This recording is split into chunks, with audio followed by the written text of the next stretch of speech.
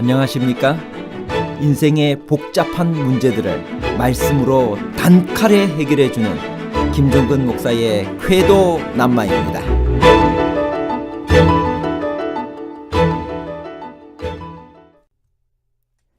레위인은 그 기능 면에서 대제사장, 일반 제사장, 성막 봉사자 등 세 신분으로 나뉩니다.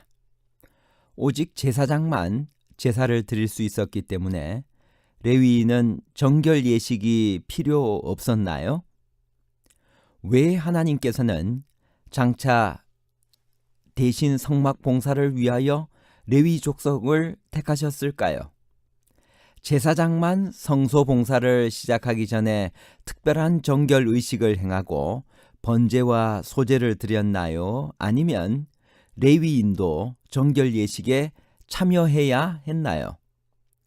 제사장과 레위인에 관한 복잡한 문제를 하나님 말씀의 가르침으로 명쾌하게 해결해 드리겠습니다. 레위인의 기능적 구분을 해줄 수 있나요? 레위인은 그 기능 면에서 첫 번째 대제사장, 두 번째 일반 제사장, 세 번째 성막 봉사자 등 세 신분으로 나뉘게 됩니다. 말라기서 2장 4절에 보면 만군의 여호와가 이르노라.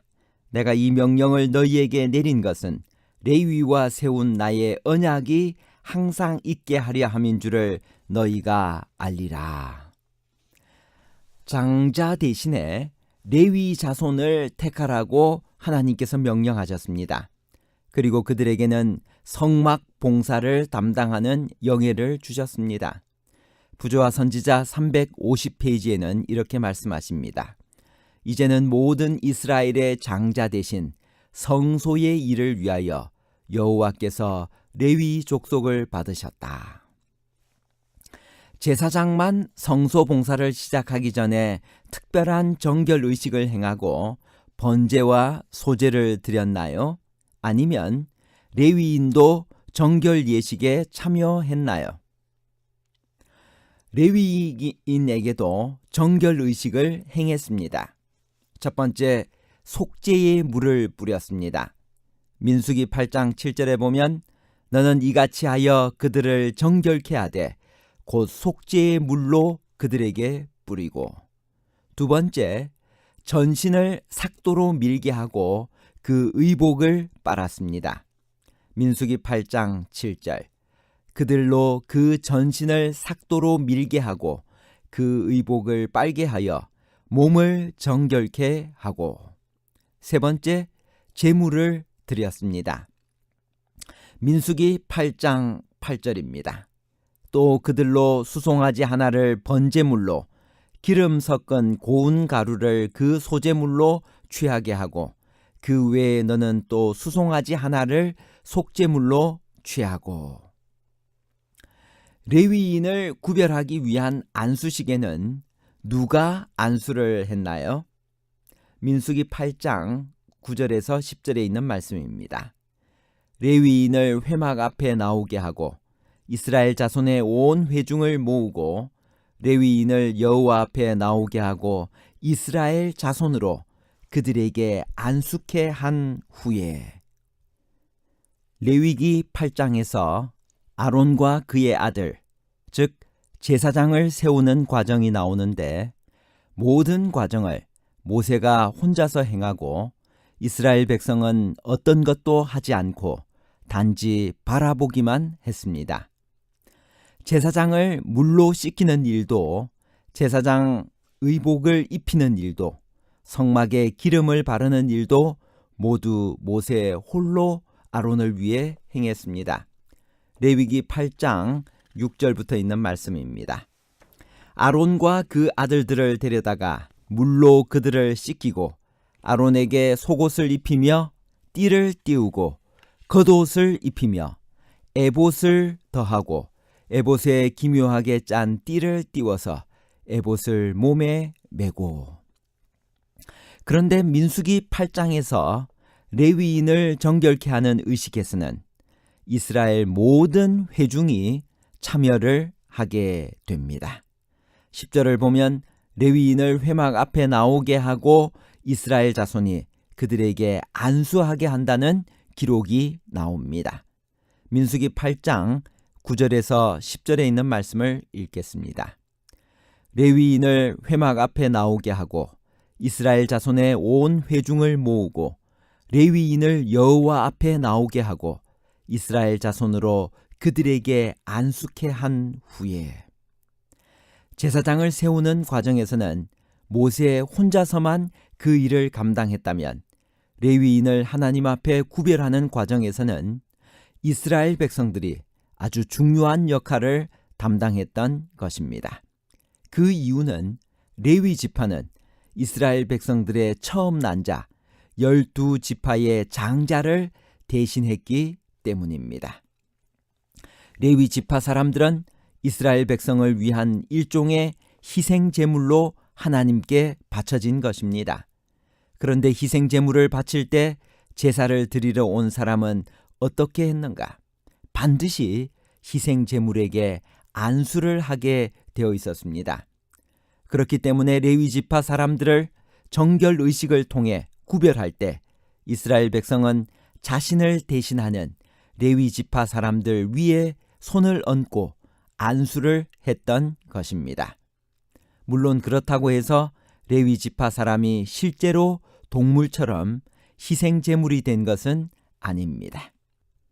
민수기 8장 12절을 보면 레위 지파 사람들을 대신해서 다른 동물이 희생 제물로 드려졌습니다. 레위인으로 수송아지들의 머리를 안수케 하고 내가 그 하나는 속죄 제물로 하나는 번제물로 여호와께 드려 레위인을 속죄하고 레위 지파 사람들은 분명히 이스라엘 12지파의 장자를 대신해서 하나님께 바쳐진 사람들입니다.